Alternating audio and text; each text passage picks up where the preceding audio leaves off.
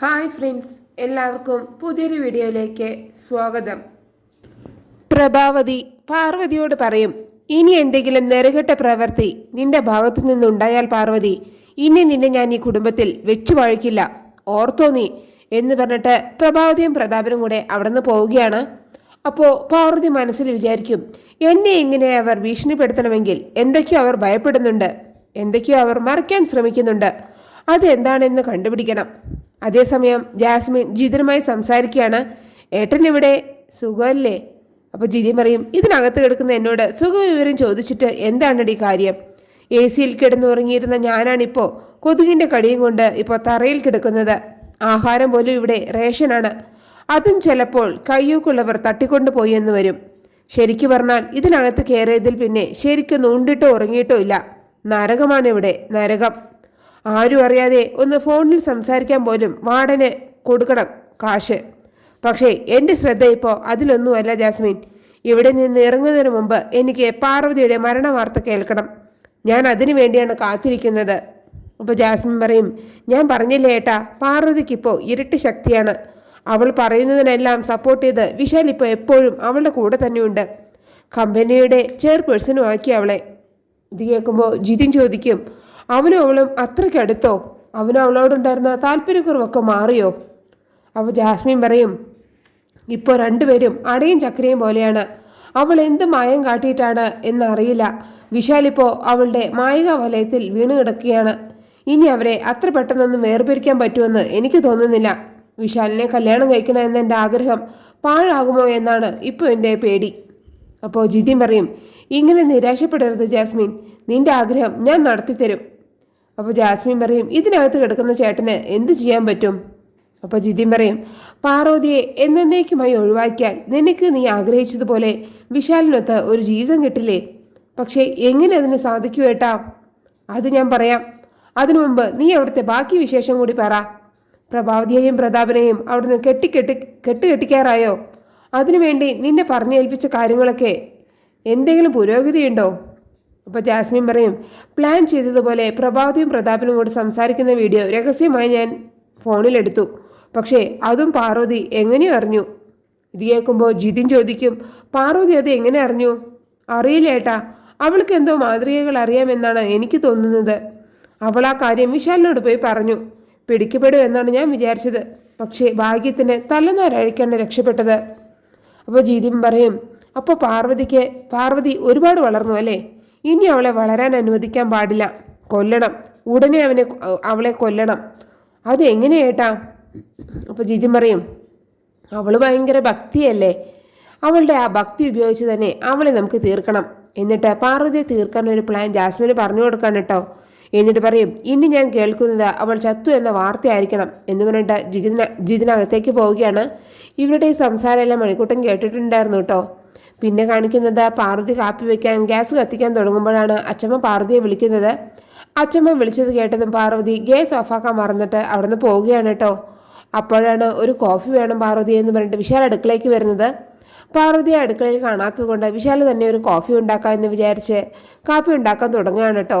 അപ്പോഴാണ് പാർവതി അടുക്കളയ്ക്ക് വരുന്നത്. അവിടെ എത്തിയപ്പോൾ തന്നെ പാർവതിക്ക് ഗ്യാസ് ലീക്കായതിൻ്റെ ഒരു മണം ഫീൽ ചെയ്യാണ് കേട്ടോ. അപ്പോഴാണ് വിശാൽ ഗ്യാസ് കത്തിക്കാൻ പോകുന്നത് പാർവതി കാണുന്നത്.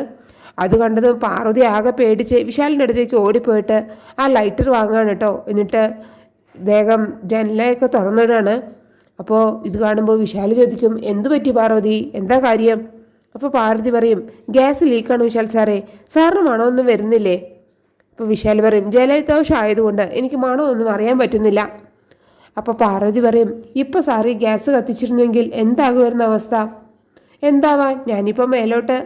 അപ്പോഴേക്കും പാർവതി വിശാലിൻ്റെ അടച്ചു പിടിക്കുകയാണ് കേട്ടോ. എന്നിട്ട് പറയും, ഇങ്ങനെയൊന്നും പറയാലോ വിശാൽ സാറേ, സാറിന് ഇതൊക്കെ ഒരു തമാശയായിരിക്കും, പക്ഷേ ഇതൊന്നും എനിക്ക് സഹിക്കാൻ പറ്റുന്നില്ല എന്ന് പറഞ്ഞിട്ട് പാർവതി കരയാണ് കേട്ടോ. അപ്പോൾ വിശാൽ പറയും, നീ ഇങ്ങനെ കരയല്ലേ പാർവതി, എനിക്കിപ്പോൾ അതിനൊന്നും സംഭവിച്ചില്ലല്ലോ. അപ്പോൾ പാർവതി പറയും, എല്ലാം ഞാൻ കാരണമാണ് ഉണ്ടാവുന്നത്. എന്നിട്ട് വീണ്ടും ആ അഘോരസ്വാമികൾ പറഞ്ഞത് ഓർക്കുകയാണ്. അപ്പോൾ വിശാൽ ചോദിക്കും, നീ കാരണം എന്ത് സംഭവിച്ചു എന്നാണ് പാർവതി നീ പറയുന്നത്? അപ്പോൾ പാർവതി പറയും, ഞാൻ ഈ ഗ്യാസ് ശരിക്കും അടയ്ക്കാത്തത് കൊണ്ടല്ലേ ലീക്കായത്. അതറിയാതെ ഈ സ്റ്റവ് കത്തിക്കുമ്പോൾ സാറിന് എന്തെങ്കിലും സംഭവിച്ചിരുന്നെങ്കിൽ അതിന് ഞാനല്ലേ കാരണക്കാരി. ഇപ്പോൾ വിശാൽ പറയും, ഇപ്പോൾ എന്നെ ഈ അപകടത്തിൽ നിന്ന് രക്ഷിച്ചത് പാർവതിയല്ലേ? ഇപ്പം മാത്രമല്ല, മുൻപും പാർവതിയല്ലേ എന്നെ പല അപകടത്തിൽ നിന്ന് രക്ഷിച്ചിട്ടുള്ളത്? അപ്പോൾ പാർവതി എൻ്റെ രക്ഷകയാണ്. അല്ലാതെ പാർവതി കാരണം എനിക്ക് ഒരു ആപത്തും സംഭവിക്കില്ല. ഒരു കോഫി ഉണ്ടാക്കാൻ വേണ്ടിയാണ് ഞാനിപ്പോൾ കിച്ചണിലേക്ക് വന്നത്. അപ്പോൾ പാർവതി പറയും, സാറ് മുകളിൽ പോയിരുന്നോ? ജലദോഷമല്ലേ? ഞാൻ നല്ല ചുക്ക് കാപ്പി ഉണ്ടാക്കിയിട്ട് കൊണ്ടുവരാം. അപ്പോൾ വിശാല പറയും, അതെ, ഒന്നിനും ഒരു തിടുക്കും വേണ്ടാട്ടോ, എല്ലാം സാവധാനം ശ്രദ്ധിച്ച് ക്ഷമയോടെ ചെയ്താൽ മതി എന്ന് പറഞ്ഞിട്ട് വിശാൽ അവിടെ നിന്ന് പോവുകയാണ്. അപ്പോൾ പാർവതി ഉദയന്നൂരമ്മയോട് വിശാൽ സാറിനെ രക്ഷിച്ചതിന് നന്ദിയൊക്കെ പറയാൻ കേട്ടോ. അതേസമയം ജയിലിൽ നിന്ന് തിരിച്ചെത്തിയ ജാസ്മിൻ ജിതിൻ പറഞ്ഞ കാര്യങ്ങളൊക്കെ ആലോചിച്ച് അങ്ങോട്ടും ഇങ്ങോട്ടും നടക്കുകയാണ്. എന്നിട്ട് വിചാരിക്കും, ഏട്ടൻ പറഞ്ഞതുപോലെ നയപരമായി നടപ്പിലാക്കണം. പക്ഷേ അവളെ വളച്ച് കൂട്ടിക്കൊണ്ട് കൊണ്ടുപോവുക എന്ന് പറഞ്ഞാൽ അത് റിസ്ക്കാണ്. അപ്പോഴേക്കും അവിടേക്ക് സുശീല വരികയാണ് കേട്ടോ. എന്നിട്ട് ജാസ്മിനോട് ചോദിക്കും, നീ നിന്റെ ഫ്രണ്ടിനെ കണ്ടോ? അത് ബോയ് ഫ്രണ്ടോ ഗേൾ ഫ്രണ്ടോ? ഇത് കേൾക്കുമ്പോൾ ജാസ്മിന് ദേഷ്യം വരികയാണ് കേട്ടോ. അപ്പോൾ ജാസ്മിൻ പറയും, ആൻറ്റി എന്നെ വെറുതെ ദേഷ്യം പിടിപ്പിക്കരുത്. എനിക്കൊരു ബോയ് ഫ്രണ്ട് മാത്രമേ ഉള്ളൂ, വിശാൽ മാത്രമാണ് എൻ്റെ ബോയ് ഫ്രണ്ട്. അപ്പോൾ സുശീല പറയും, പക്ഷേ പാർവതി അവനെ ഉടുമ്പ് പിടിച്ചതുപോലെ പിടിച്ചിരിക്കുന്ന സ്ഥിതിക്ക് നീ അവനെ മറക്കുന്നതാണ് നല്ലതെന്നാണ് എനിക്ക് തോന്നുന്നത്. അവൾക്കിപ്പോൾ നാടും വേണ്ട വീടും വേണ്ട, വിശാലിന് മാത്രം മതി. അപ്പോൾ ജാസ്മിൻ പറയും, അവൾക്കുള്ള ടിക്കറ്റ് ഞാൻ ബുക്ക് ചെയ്ത് കഴിഞ്ഞു ആൻറ്റി. അവൾ അധികം വൈകാതെ യമലോകത്തിലേക്ക് പറക്കും. അവളെ ഞാൻ ഈ ഭൂമിയിൽ നിന്ന് എന്നേക്കുമായി കെട്ടുകെട്ടിക്കും. അവളെ കൊല്ലാനുള്ള പ്ലാന് ഞാൻ റെഡിയാക്കിയിട്ടുണ്ട്. പാർവതിയെ തന്ത്രപൂർവ്വം പൗർണമി ദേവി ക്ഷേത്രത്തിലേക്ക് കൂട്ടിക്കൊണ്ടുപോകണം. അവളെ കൂട്ടിക്കൊണ്ടുവരേണ്ട ഉത്തരവാദിത്തം ആൻറ്റിക്കാണ്. അപ്പോൾ സുശീല പറയും, അത് ഞാൻ ഏറ്റു. അമ്പലക്കാരെയാകുമ്പോൾ അവൾ വരച്ച വരയിലൂടെ വന്നോളും. അവിടെ ചെന്നിട്ട് എന്താ നിന്റെ പ്ലാൻ? അപ്പോൾ ജാസ്മിൻ പറയും, അത് സസ്പെൻസാണ്. ഈ ബുദ്ധിയുടെ അവകാശം ജാസ്മിന് മാത്രമാണ്. അപ്പോൾ സുശീല പറയും, അത്രയ്ക്ക് വലിയ ഡിമാൻഡാണെങ്കിലേ നീ അത് പറയണ്ട എന്ന് പറഞ്ഞിട്ട് സുശീല അവിടെ നിന്ന് പോവുകയാണ്. ഇവരുടെ ഈ സംസാരവും മണിക്കൂട്ടൻ കേട്ടിട്ടുണ്ടായിരുന്നു കേട്ടോ. പിന്നെ കാണിക്കുന്നത് രാത്രി വിപിൻ ലാപ്ടോപ്പിൽ എന്തോ ജോലി ചെയ്തുകൊണ്ടിരിക്കുകയാണ്. അപ്പോൾ പല്ലവി വന്നിട്ട് വിപിനോട് ചോദിക്കും, വിപിൻ സാർ എന്തായി ചെയ്യുന്നത്? അപ്പോൾ വിപിൻ പറയും, നീ നിന്റെ കാര്യം നോക്കി പോകാൻ നോക്ക പല്ലവി, ഞാൻ കുറച്ച് തിരക്കിലാണ്, വർക്ക് ചെയ്യുന്നത് കണ്ടില്ലേ? അപ്പോൾ പല്ലവി പറയും, ഞാൻ ഇവിടെ ഇരുന്ന എന്താ കുഴപ്പം? ഞാൻ മിണ്ടാതെ ശല്യമൊന്നും ചെയ്യാതെ എവിടെ ഇരുന്നോളാം. സാറിൻ്റെ ജോലി ചെയ്തോ. അപ്പോൾ വിപിൻ പറയും, നീ ഇവിടെ ഇരുന്നാൽ എൻ്റെ ജോലിയൊന്നും നടക്കില്ല. അപ്പോൾ പല്ലവി പറയും, ഞാനിവിടെ ഇരുന്നാൽ സാറിൻ്റെ പണി തുടങ്ങുന്നോ? എന്നാലൊന്നും അറിയണമല്ലോ എന്ന് പറഞ്ഞിട്ട് പല്ലവി അവിടെ തന്നെ ഇരിക്കുകയാണ് കേട്ടോ. എന്നിട്ട് വിപിൻ സാറിൻ്റെ ഷർട്ടിൻ്റെ ബട്ടണൊക്കെ ഇളക്കി കിടക്കുകയാണല്ലോ, ഞാൻ ശരിയാക്കി തരാം എന്ന് പറഞ്ഞിട്ട് പല്ലവി വിപിനെ ഷർട്ടിൻ്റെ ബട്ടൺസൊക്കെ ഇട്ട് കൊടുക്കുകയാണ്. അപ്പോഴാണ് പ്രഭാതിയും പ്രതാപനും കൂടെ അങ്ങോട്ട് വരുന്നത് കേട്ടോ. അത് കാണുമ്പോൾ പ്രതാപൻ ആകെ ദേഷ്യം വരികയാണ്. അപ്പോൾ പ്രതാപൻ പ്രഭാവതിയോട് പറയും, ഈ പെണ്ണ് എന്താ ചേച്ചി കാണിക്കുന്നത്? ചേച്ചി വിശാലിൻ്റെ തലയിലായതുപോലെ അനിയനെ വീഴ്ത്താൻ നോക്കുകയാണോ? ഈ പെണ്ണ് ഇങ്ങനെ തുടങ്ങിയാൽ നമ്മുടെ വിപിൻ വഴിതെറ്റി പോകും. ഞാൻ പോയിട്ട് 4 വർത്തമാനം പറഞ്ഞ് അവൾ ഓടിച്ചിട്ട് വരാൻ ചേച്ചി. അപ്പോൾ പ്രഭാവതി പറയും, വേണ്ട പ്രതാപ, ഇത് നമുക്ക് ഏതുവരെ പോകുമെന്ന് നോക്കാം, നീ ഒന്ന് വെയിറ്റ് ചെയ്യേ. അപ്പോൾ വിപിൻ ആര് വരുന്നുണ്ട് എന്ന് പറഞ്ഞിട്ട് അകത്തേക്ക് പോവുകയാണ് കേട്ടോ. പിന്നെ റൂമിലെത്തിയ പ്രതാപൻ പ്രഭാവതിയോട് ചോദിക്കും, എന്താ ചേച്ചിയുടെ ഉദ്ദേശം? എനിക്കൊന്നും മനസ്സിലാവുന്നില്ല. ചേച്ചി പല്ലവി എന്തിനെങ്ങനെ കയറൂരി വിട്ടിരിക്കുന്നത്? ഞാനൊരു കാര്യം പറയാം, ഇത് മുളയിലേ നുള്ളണം, ഇല്ലെങ്കിലേ വലിയ മെനക്കേടാവും. നമ്മുടെ ചെറുക്കൻ്റെ ഭാവി അവളുടെ കയ്യിലാവും. പിന്നീട് ദുഃഖിച്ചിട്ട് കാര്യമില്ല. ഇപ്പം തന്നെ കണ്ടില്ലേ മര്യാദയ്ക്കിരുന്ന് ജോലി ചെയ്യുന്ന അവനെ അവൾ ഇളക്കി വിട്ടത്.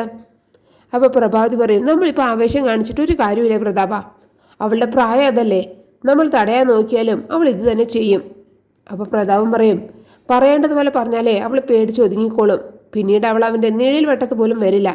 ചേച്ചിക്ക് പറ്റില്ലെങ്കിൽ പറ, ഞാൻ ഈ വിഷയം കൈകാര്യം ചെയ്തോളാം. അപ്പോൾ പ്രഭാവതി പറയും, നീ ഒന്ന് ക്ഷമിക്കും പ്രതാപ, ഞാനല്ലേ പറയുന്നത്. അപ്പോൾ പ്രതാപൻ പറയും, പാർവതി വിശാലിൻ്റെ തലയിലായതുപോലെയല്ല പല്ലവി വിപിൻ്റെ ചുമലിലാവുന്നത്. വിശാലുമായിട്ട് നമുക്കൊരു ബന്ധവുമില്ല. അവൻ്റെ ജീവിതത്തിൽ നമുക്ക് ഒരു ഉത്തരവാദിത്വവും. ഈ സ്വത്തുക്കൾ നമ്മുടെ കയ്യിലെത്തിക്കഴിഞ്ഞാൽ പിന്നെ വിശാലിനെയും പാർവതിയെയും നമുക്ക് ഇവിടെ നിന്ന് അടിച്ചിറക്കി വിടാം. അതുപോലെയാണോ വിപിൻ? വിശാലും പാർവതിയും തെരുവിലായിക്കഴിഞ്ഞാൽ പിന്നെ വിപിനും വിനയ്ക്കുമാണ് ഈ സ്വത്തുക്കളെല്ലാം. അപ്പോൾ പല്ലവി വിപിന് ഒരു ബാധ്യതയായാൽ നമ്മൾ പിന്നെ എന്തു ചെയ്യും? ഇവളെ ഈ രീതിയിൽ വളരാൻ വിട്ടാൽ അവൾ ഏത് വിധേനയും വിപിനെ വശീകരിച്ചെടുക്കും. ചേച്ചിയെ പോലെ തന്നെയാണ് അനിയത്തിയും. അവളുടെ ലക്ഷ്യവും ഇവിടുത്തെ സ്വത്തുക്കൾ തന്നെയാണ്. നമ്മളിപ്പോൾ കണ്ണടച്ചാൽ നമ്മൾ പിന്നെ പേടിക്കേണ്ടത് പാർവതി ആയിരിക്കില്ല, പല്ലവിയെ ആയിരിക്കും. ഇതൊക്കെ കേട്ട് ചിരിച്ചുകൊണ്ട് നിൽക്കുന്ന പ്രഭാവതിയെ കാണിച്ചുകൊണ്ടാണ് ആ എപ്പിസോഡ് അവസാനിക്കുന്നത്. നിങ്ങൾക്ക് എൻ്റെ റിവ്യൂ ഇഷ്ടമായാൽ മറക്കാതെ എല്ലാവരും ലൈക്ക് സബ്സ്ക്രൈബ് തന്നാൽ എന്നെ ഒന്ന് സപ്പോർട്ട് ചെയ്യണേ പ്ലീസ്.